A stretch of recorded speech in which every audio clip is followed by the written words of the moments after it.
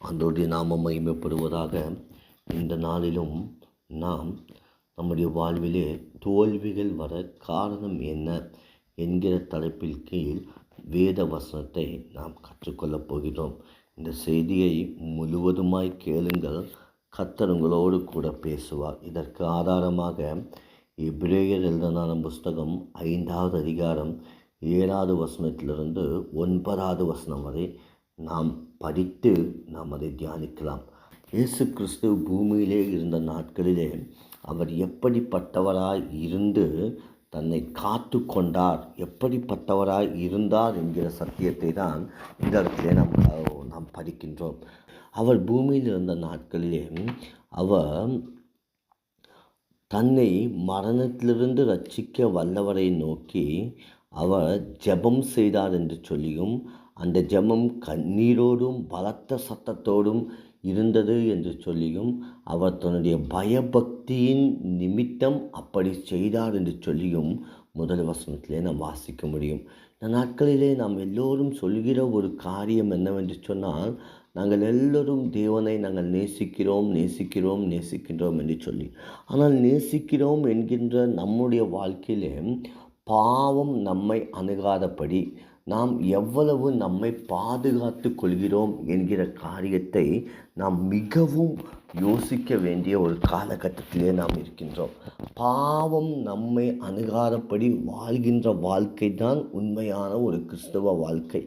அப்போ பாவம் நமக்குள் வரும்பொழுது அந்த பாவம் நமக்குள் என்ன செய்கிறது என்று சொன்னால், முதலாவது தோல்வியை கொண்டு வருகின்றது.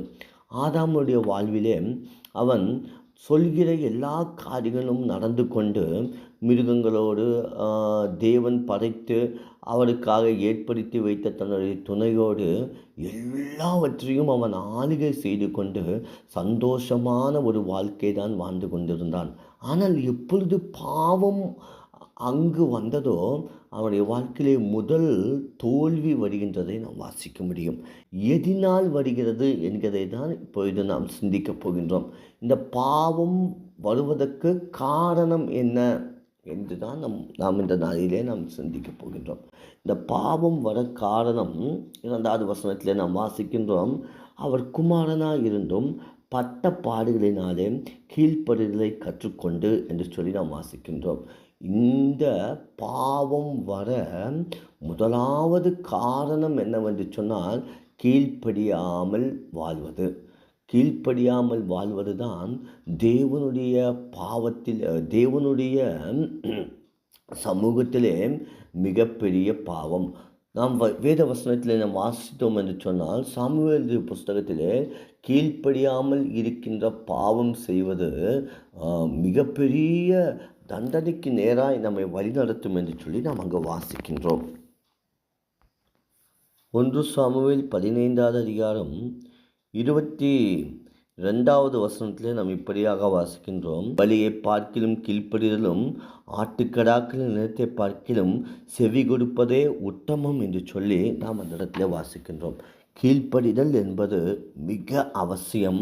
அதில் தேவன் பிரியப்படுகிறார் என்று சொல்லி நாம் அந்த வேத வசனத்திலே வாசிக்கின்றோம். நம்முடைய வாழ்க்கையிலே பாவம் வர முதலாவது காரணம் என்னவென்று சொன்னால், நாம் கீழ்ப்படியாமல் போவது. தேவனுக்கு நாம் கீழ்ப்படியாமல் போகின்ற வெளியிலே கர்த்தர் நம்மீது அவர் அன்பு கூறாதவர்களாய், தேவன் நம்மை நேசிக்காத ஒரு சூழ்நிலைக்கு நாம் கடந்து சென்று விடுவோம். இன்றைக்கி பிசாசினுடைய மிகப்பெரிய தந்திரமே என்னவென்று சொன்னால், விசுவாசிகளை கீழ்ப்படியாதவர்களாய் மாற்றுவது. ஊழியக்காரர்களுடைய பேச்சை கேட்பதில்லை, இல்லை என்று சொன்னால் அவங்களுடைய குடும்பத்திலே உள்ளவர்களுடைய பேச்சுகளை கேட்பதில்லை, இல்லை என்று சொன்னால் பெரியவர்கள் சொல்கின்ற பேச்சுகளை கேட்பதில்லை. இப்படியாக அவர்கள் தங்களுடைய வாழ்க்கையிலே கீழ்ப்படியாத பிள்ளைகளாய் இவர்கள் வாழ்ந்து கொண்டிருக்கிறார்கள். ஆனால் இயேசு கிறிஸ்து பட்ட பாடுகளின் நிமித்தமாக அவர் கீழ்ப்படிதல் அப்படியே கற்றுக்கிட்டு வரார். இந்த கீழ்ப்படிதலாக அவர் கற்றுக்கிட்டு வந்தங்காட்டிக்கு தான் என்ன நடந்துச்சு அப்படின்னு சொல்லி பார்த்தோம்னா, பரிபூரணத்தை அடைய முடிஞ்சுச்சு. இந்த பரிபூரணத்தை அவங்களுடைய வாழ்க்கையில் இயேசு கிறிஸ்துவின் வாழ்க்கையில் அடைய முடிஞ்சிச்சு. இந்த பரிபூரணம் தான் அவர் என்ன பண்ண வச்சுச்சுன்னா, முழுவதுமாக அவர் தேவனுடைய சித்தத்தை செய்ய வச்சுச்சு. இன்றைக்கி விசுவாசிகளுடைய வாழ்க்கையில் இந்த பரிபூரணம் அப்படிங்கிறது வரதில்லை. பரிபூர்ணம் அப்படிங்கிறது வராதங்காட்டிக்கு நம்ம முழுவதுமாக தேவனுடைய சித்தத்தை நம்முடைய வாழ்க்கையில் செய்யவே முடியறதில்ல. அப்போ இன்றைக்கி காரணம், தோல்விக்கான காரணமே என்ன அப்படின்னா கீழ்ப்படியாமல் போகிறது தான். இப்போ இந்த இஸ்ரவேல் ஜனங்களை குறித்து நீங்கள் வேத வசனத்தில் வாசிச்சிங்க அப்படின்னு சொன்னால், அவங்கள குறித்து எபிரேயர் புஸ்தகத்தில் வாசித்திங்கன்னா இந்த வசனம் நிறைய இடங்களில் மறுபடியுமா ரிப்பீட் ஆகும். 4வது அதிகாரத்தில் இருக்குது பாருங்களேன். 4வது அதிகாரம் 7வது வசனம். இன்று அவருடைய சத்தத்தை கேட்பீர்களாகின் உங்கள் இருதயத்தை கடினப்படுத்தாதிருங்கள் என்று வெகு காலத்துக்கு முன்பு தாவீதின் சங்கீதத்தில் சொல்லியிருக்கிறதே அப்படின்னு நம்ம வாசிக்கிறோம். அப்போ இன்றைக்கி என்ன நடக்குது? இஸ்ரவேல் ஜனங்கள் என்ன பண்ணினாங்க? தேவனுடைய வார்த்தையை கேட்குறப்பெல்லாம் அவங்க கீழ்ப்படியில் அவங்க இருதயத்தை அப்படியே கடினப்படுத்தி வச்சுருந்தங்காட்டிக்கு ஒரு தலைமுறை அப்படியே வனாந்தரத்தில் மறைச்சு போகுது.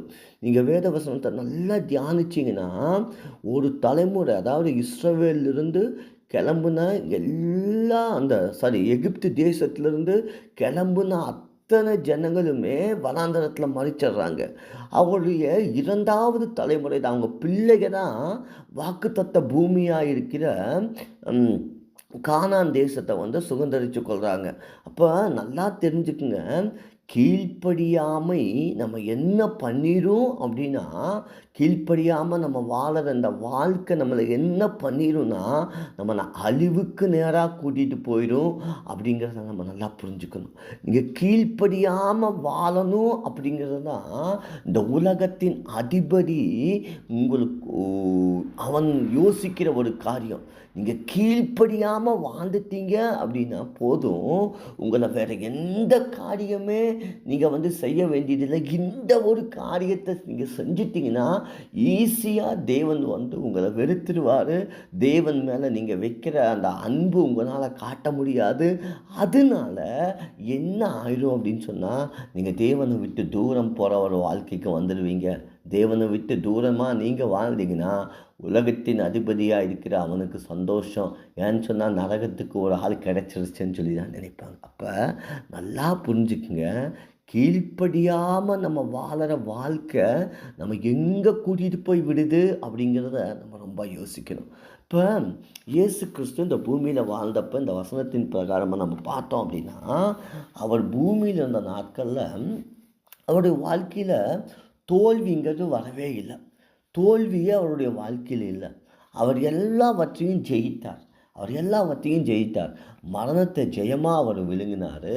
அவர் என்ன பண்ணாருன்னா, பாவத்தை ஜெயித்தார்.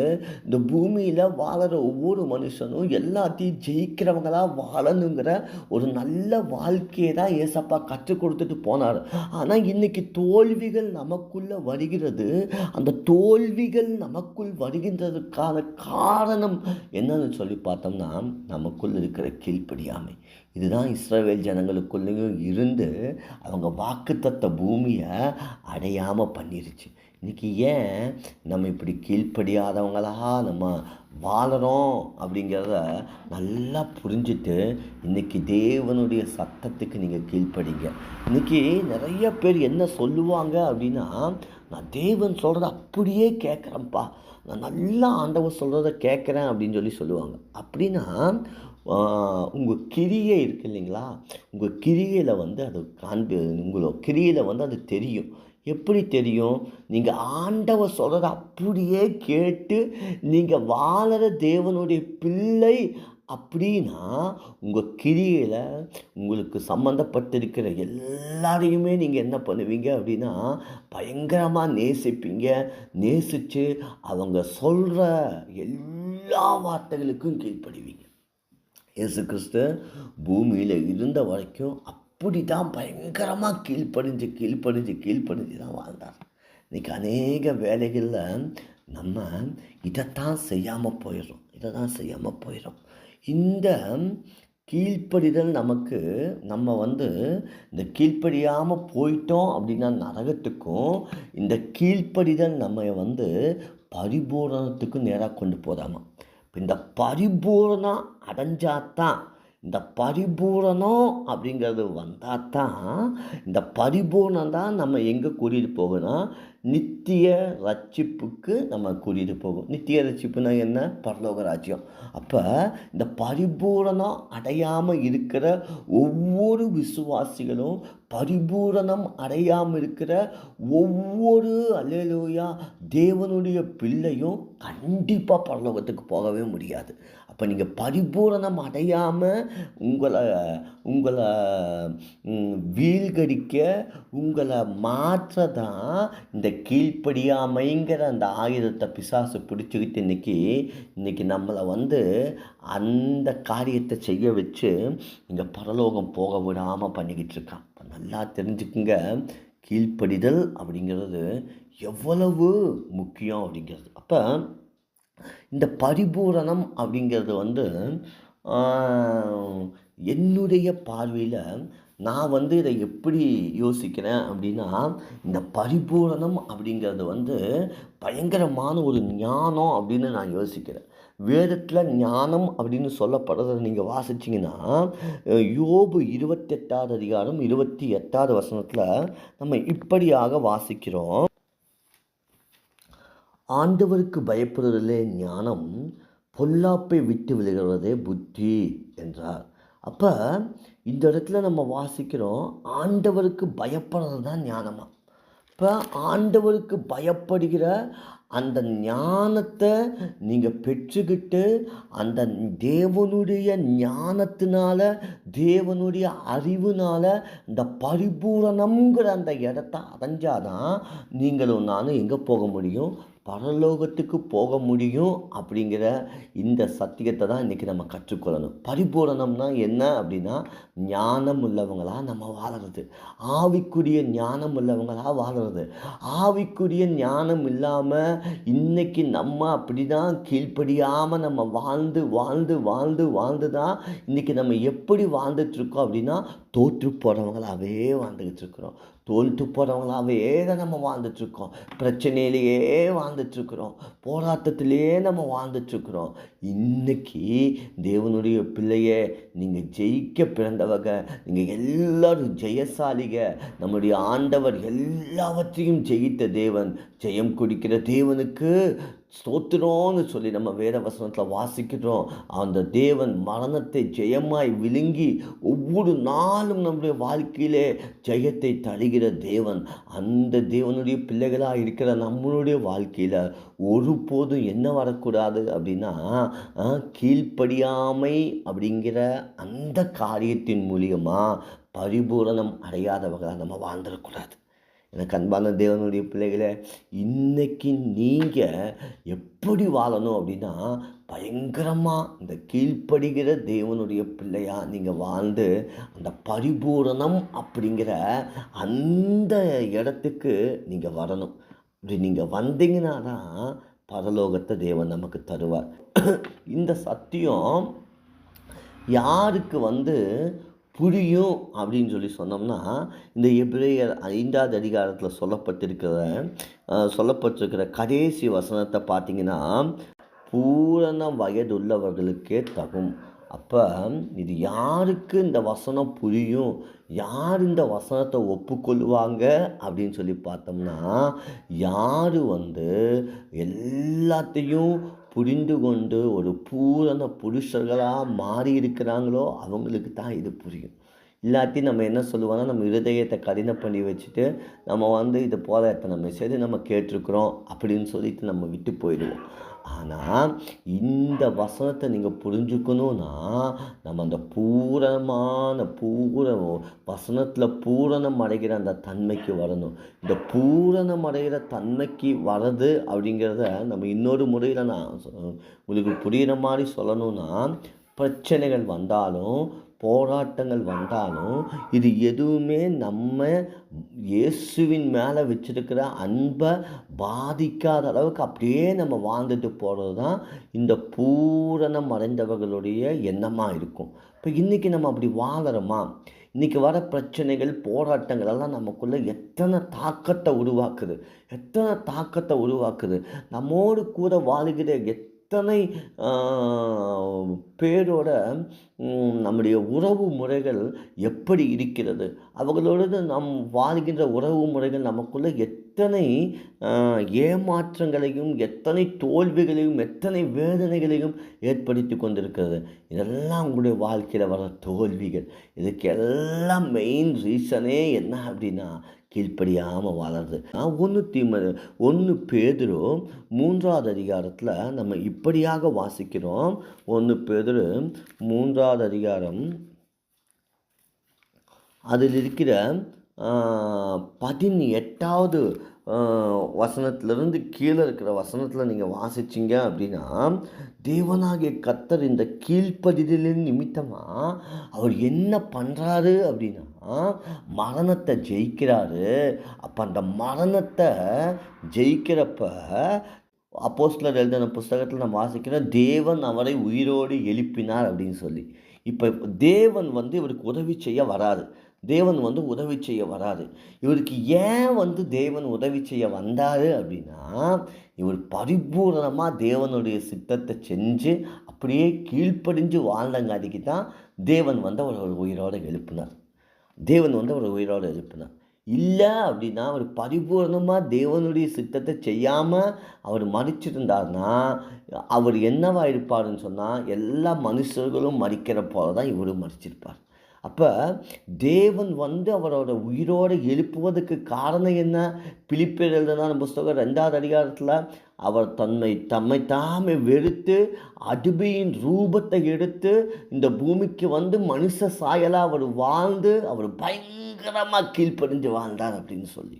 அப்போ கீழ்ப்படிஞ்சு அவர் வாழ்ந்தங்காட்டிக்கு தான் அவர் மறிச்சப்ப தேவன் அவரை உயிரோடு எழுப்ப முடிஞ்சிச்சு. இன்றைக்கி நம்மளும் ஒரு காலத்தில் மறிப்போம், நமக்கும் மரணம் சம்பவிக்கும். கீழ்ப்படியாமையின் பிள்ளைகளாக நம்ம இருந்து அப்படியே நம்ம மறிச்சு போயிட்டோம்னா என்ன நடக்கும்னா, எக்கால தொனிக்கும் பொழுது கிறிஸ்துவுக்குள் மரித்தவர்கள் முதலாவது எழுந்திருப்பார்கள் என்கிற வேத வசனத்தின் பிரகாரமா, அந்த முதலாவது கிறிஸ்துவுக்குள் மறிந்தவர்கள் எழுப்பப்படுகின்ற வேளையில் நீங்களும் நானும் எழுப்பப்பட மாட்டோம். எவ்வளோ டேஞ்சர் இல்லையா? இப்போ நம்ம பார்த்தோம்னா அந்த கீழ்ப்படியாமைங்கிறது எங்கெல்லாம் நம்மளை கொண்டு போய் நிற்க வைக்கிது பார்த்தீங்களா? அப்போ கிறிஸ்துவுக்குள் மரித்தவர்கள் முதலாவது எழுந்திருப்பாருங்கிறப்ப நீங்களும் நானும் எந்திரிச்சா மட்டும்தான் நமக்கு பரலோகம் அப்படிங்கிறது உங்களுக்கு நல்லா தெரியும்னு நினைக்கிறேன். நீங்கள் வெளிப்படுத்தின விசேஷங்கள் எல்லாம் நீங்கள் நிறைய பிரசங்கத்தை கேட்குறவங்க அந்த ஒரு தருணத்தில் நம்ம எந்திரிக்கல அப்படின்னா நமக்கு நித்திய நியாய தீர்ப்பு தான். எனக்கு அன்பான தேவனுடைய பிள்ளைகளே, கீழ்ப்படியாமை உங்களை என்ன பண்ணிடுது பாருங்களேன். பரலோகத்துக்கே போக விட மாட்டேது. ரொம்ப டேஞ்சர். இஸ்ரவேல் ஜனங்கள் அப்படித்தான் பண்ணிச்சு. இன்றைக்கி நம்மளையும் அப்படித்தான் பண்ணும். தேவன் நம்மை உயிரோடு எழுப்பணும் அப்படின்னா இன்றைக்கி கீழ்ப்படுகிற பிள்ளைகளாக நம்ம வாழணும். அப்படியே நீங்கள் அந்த 20வது வசனம் 21வது வசனத்தை வாசிச்சிங்கன்னா, நோவா அந்த காலத்தில் என்ன பண்ணினார் அப்படின்னா, கீழ்ப்படியாமல் போன ஜனங்களை விட்டு ஒரு 8 பேர் மாத்திரம் நோவாவுடைய வார்த்தைக்கு கீழ்ப்படிஞ்சு அந்த நோவா கட்டின அந்த பேழைக்குள்ளே இருந்தாங்க. அந்த 8 பேரும் என்ன பண்ணினாங்க அப்படின்னா, ஞானஸ்நானத்தை பெற்று நல் மனச்சாட்சியின் உடன்படிக்கையில் உண்மையாக இருந்து அவங்க ரட்சிக்கப்பட்டு பரலோகம் போனாங்க. அப்படிங்கிறத தான் அந்த கீழே இருக்கிற வசனமெல்லாம் நமக்கு கற்றுக் கொடுக்குது. நல் மனச்சாட்சியின் உடன்படிக்கை. ஆண்டவர் இன்னைக்கு நமக்குள்ள நம்ம பரிசுத்தம் உள்ளவங்களாக வாழணும் அப்படிங்கிற அந்த நல்ல ஒரு மனசாட்சியை நமக்குள்ளே கொடுத்துருக்கிறார்.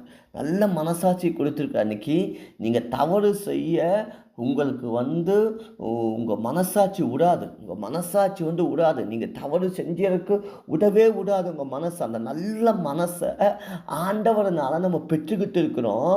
இன்றைக்கி நம்ம எப்படிப்பட்ட கிறிஸ்துவ வாழ்க்கை நம்ம நல்ல மனசாட்சியை பெற்றிருக்கிறதான நம்ம வாழ்ந்துட்டு இருக்கிறோம் அப்படிங்கிறது தான் ரொம்ப யோசிக்க வேண்டிய ஒரு காரியம். நோவா பல வருஷங்கள் பிரசங்கம் பண்ணினார்.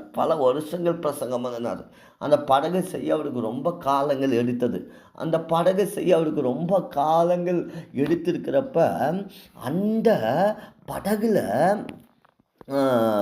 வருவதற்கு, அதாவது இயேசு கிறிஸ்து தேவனாகிய கர்த்தர் மலையை அனுப்பி இந்த ஊரை அழிப்பார் அப்படின்னு சொன்ன நோவாவுடைய வார்த்தைக்கு கீழ்ப்படிஞ்சது. வேறு யாருமே கீழ்ப்படியல.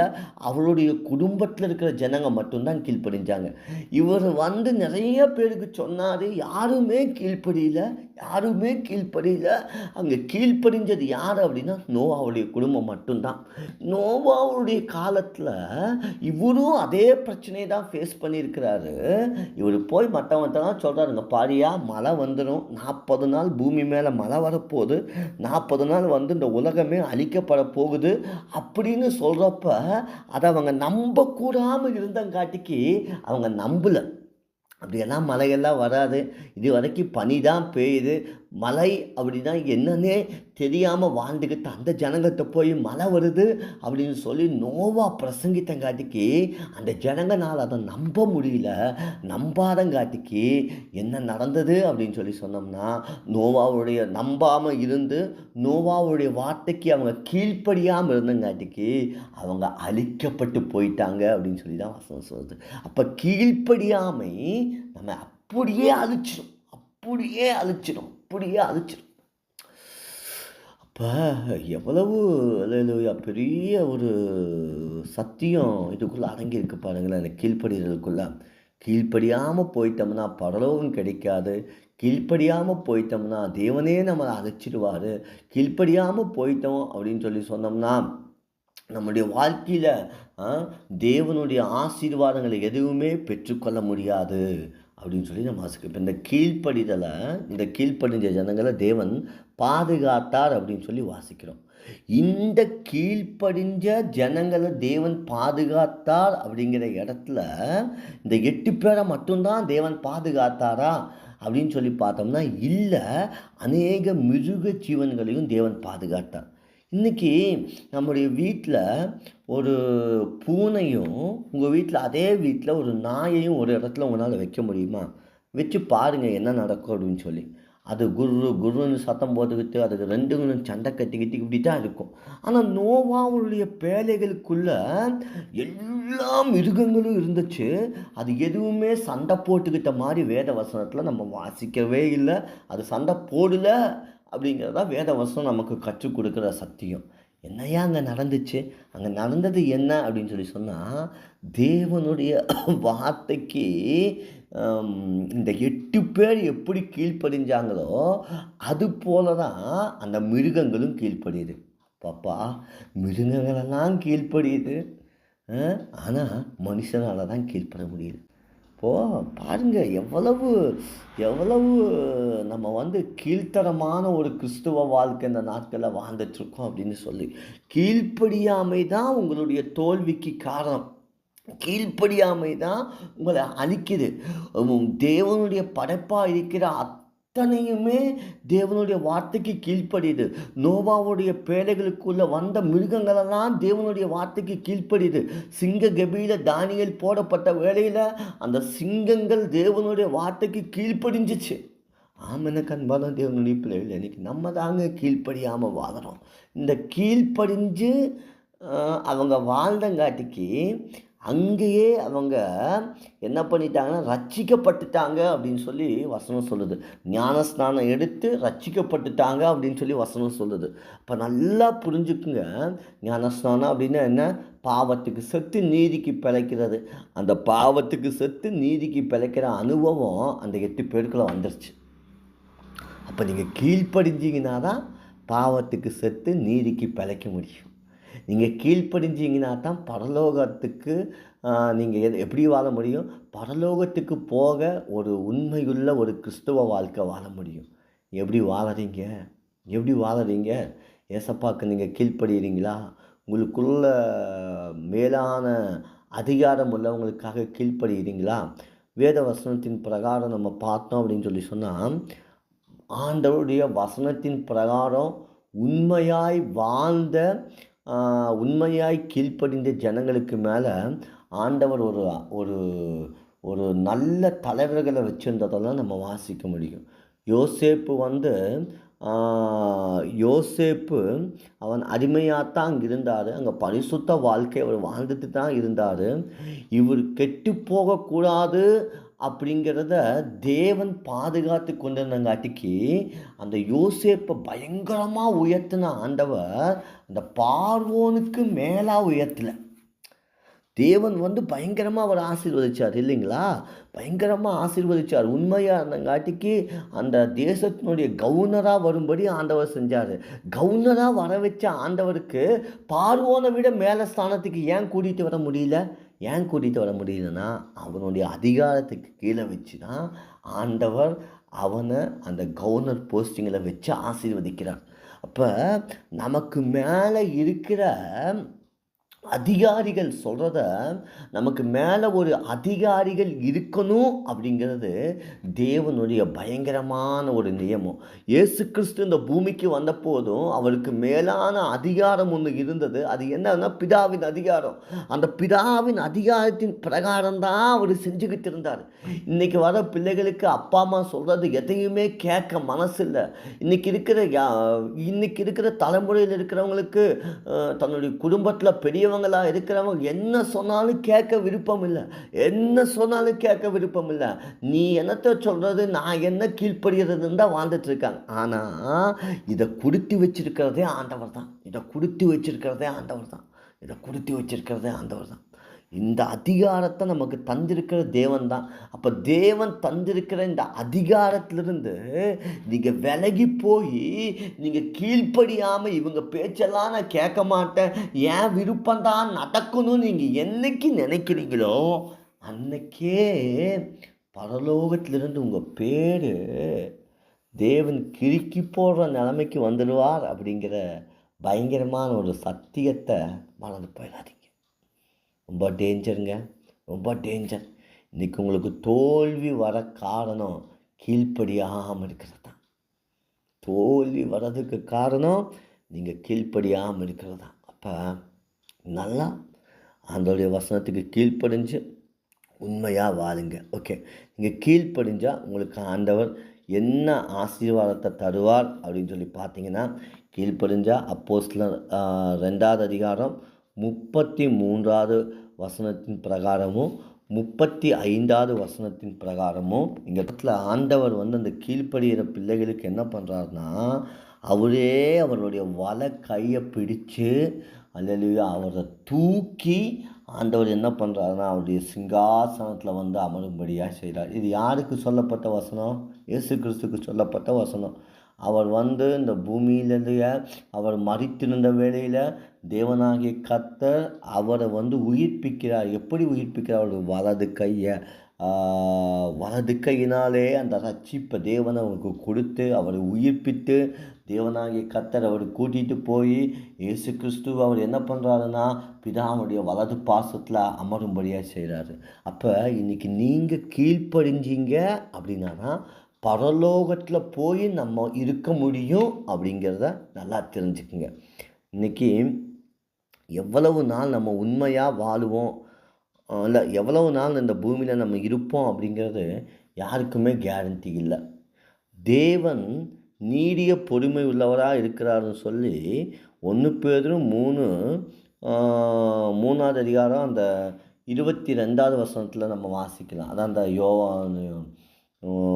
நோவாவை பற்றி சொல்கிற அந்த இடத்துல தேவன் நீடிய பொறுமை உள்ளவராக இருந்து அப்படின்னு இருக்கும். இப்போ தேவன் நீடிய பொறுமை உள்ளவராக இருக்கிறவர் என்ன பண்ணுறாருன்னா, நீங்களும் நானும் கீழ்ப்படியாத பிள்ளைங்களாக இருந்து தோற்று போகிற பிள்ளைகளா இல்லாம, ஜெயிக்கிற பிள்ளைகளா வாழ, ஆண்டவர் சொல்றத அப்படியே கேட்கிற பிள்ளைகளா நம்ம வாழ, நம்ம திரும்பி வருவோம் அப்படின்னு சொல்லி தான் ஏசப்பா இன்னும் நீடிய பொறுமை உள்ளவரா காத்துக்கிட்டு இருக்கார். அவருடைய வருகை தாமதமாவது எதுக்காக தெரியுங்களா? நீங்கள் கீழ்ப்படியாத பிள்ளைகளா வாழறங்காட்டிக்கு தான்.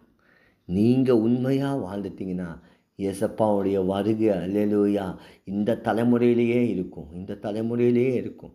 நம்ம எல்லாம் அப்படியே தேவனோடு கூட போய் அந்த பரலோகத்தில் இருக்கலாம். அந்த வருகை தாமதிக்கிறதுக்கு காரணமே இன்றைக்கி நீங்கள் கீழ்ப்படியாமல் இருக்கிறங்காட்டிக்கு தான். ஆண்டவர் அப்படியே ஏங்கி நிற்கிறாரு. என் பிள்ளை இன்னைக்கு வந்துடாதா, இன்னைக்கு கீழ்ப்படிஞ்சிடாதா, இன்னைக்கு உண்மையாக வாழாதா, இன்னைக்கு தன்னுடைய பாவங்கள்லாம் விட்டு மனம் திரும்பி பாவத்துக்கு செத்து நீதிக்கு பதைச்சு உண்மையாக வாழ்ந்துடாதா அப்படின்னு சொல்லி தேவன் அப்படியே எதிர்பார்த்துட்ருக்கிறார். 100 பேரை தேடி நீங்கள் போகலை,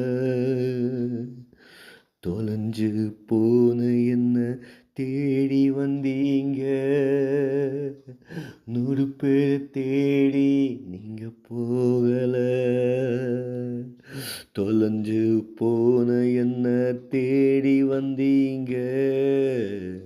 இயேசு என்ன மறக்கல, என்ன விட்டு விலகல, ஏக்கமுள்ள கண்ணால எங்கித்தான் நின்னீங்க. இயேசு என்ன வெறுக்கல, தள்ளி தூரம் போகல, கால் கடுக்கு எனக்காக கடல் தாண்டி வந்தீங்க. சிறந்ததெல்லாம் கூட்டத்தில் இருக்கு, தரம் இழந்த என்ன தேடி வந்தது ஏன்? சிறந்ததெல்லாம் கூட்டத்தில் இருக்கு, தரம் இழந்த என்ன தேடி வந்தது ஏன்? என்ன தேடுவத நீங்க நிறுத்தல, உங்க அன்புக்கு ஒரு எல்லை இல்லை. தேடுவத நீங்க நிறுத்தல, உங்க அன்புக்கு ஒரு எல்லை இல்லை. புதிய துவக்கம் எனக்கு தந்தீங்க, உங்க தோளின் மீது சுமந்து வந்தீங்க. இயேசு என்ன மறக்கல, என்னை விட்டு விலகல, ஏக்கமுள்ள கண்ணால எங்கித்தான் நின்னீங்க. இயேசு என்ன வெறுக்கல, தள்ளி தூரம் போகல, கால் கடுக்க எனக்காக கடல் தாண்டி வந்தீங்க. ஏக்கமுள்ள கண்ணால அந்த ஆண்டவர் அப்படியே ஏங்கி நிற்கிறார். உங்களை மறக்காத ஆண்டவர், 100 பேரை தேடி போகாமல் உங்களை தேடி வந்த ஆண்டவர். அல்லேலூயா. சிறந்த கூட்டம், எத்தனையோ கூட்டம் கீழ்ப்படிஞ்சு அப்படியே அப்படியே தேவனுக்குள்ள அந்த தேவனுடைய பரிசுத்தத்துக்குள்ள அப்படியே போய்கிட்டு இருக்கிறப்ப ஒன்றுமே இல்லாமல் இருந்த அல்லேலூயா உங்களையும் தேடி ஆண்டவர் வந்ததுக்கு ஒரு நோக்கம் என்ன அப்படின்னா, நீங்களும் அந்த ஆண்டவருடைய அன்பை ருசித்து அந்த ஆண்டவருக்கு அப்படியே கீழ்ப்படிஞ்சு வாழணும் அப்படின்னு தான். அந்த ஆண்டவர் உங்களை தேடி வந்தார். அப்படியே அல்லேலூயா ஆண்டவருடைய சமூகத்தில் ஒப்பு கொடுங்க. அன்பான இயேசப்பா, எங்களை தேடி வந்த தெய்வமே உமக்கு ஸ்தோத்திரம். ஆண்டவரே, எங்களை அல்லேலூயா தேடி வந்து எங்களை ஒவ்வொரு நாளும் நீங்கள் ஆசீர்வதித்து நாங்கள் எப்படியும் அந்த பரலோகத்துக்கு வந்துடணும் அப்படிங்கிறதுக்கு வேண்டி ஆண்டவரே அல்லேலூயா ஆண்டவரே இந்த பூமியில் இருந்த நாட்களில் செபித்து கண்ணீரோடும் அல்லேலூயா பலத்த சத்தத்தோடு விண்ணப்பம் பண்ணி நீங்கள் அந்த பயபக்தியின் நிமித்தம் அந்த பரிசுத்தத்தை அப்படியே காப்பாற்றி கொண்டு வந்தீங்கப்பா. இன்றைக்கி நாங்களும் பயங்கரமாக ஜெபிக்கணும், நல்லா ஜெபிக்கணும். உங்களோடு உள்ள நல்ல அந்த உறவுகளை நாங்கள் அதிகப்படுத்தி கொள்ளணும். நல்லா ஜெபித்து ஜெபித்து ஜெபித்து ஜெபித்து ஜெபித்து அந்த பூரணம் அப்படிங்கிற அந்த நிலையை அடைஞ்சு, ஆண்டவரே அல்லேலூயா, பரலோகத்துக்கு நாங்கள் வர எங்கள் எல்லாருக்கும் உதவி செய்யுங்கப்பா. என்னுடைய குடும்பங்களில் இருக்கிற எல்லா சூழ்நிலைகளை மாற்றுங்க. எல்லா சூழ்நிலைகளும் மற்றவர்கள் சொல்லுவதை கேட்டு சமாதானத்துடன் வாழ்கிற அந்த நல்ல நிலைமைகளை ஏற்படுத்தி தாரும். இந்த செய்தியை கேட்ட ஒவ்வொருவரையும் ஆசீர்வதியும். இயேசுவின் நாமத்தில் கேட்கிறோம் பிதாவே. ஆமென் ஆமென்.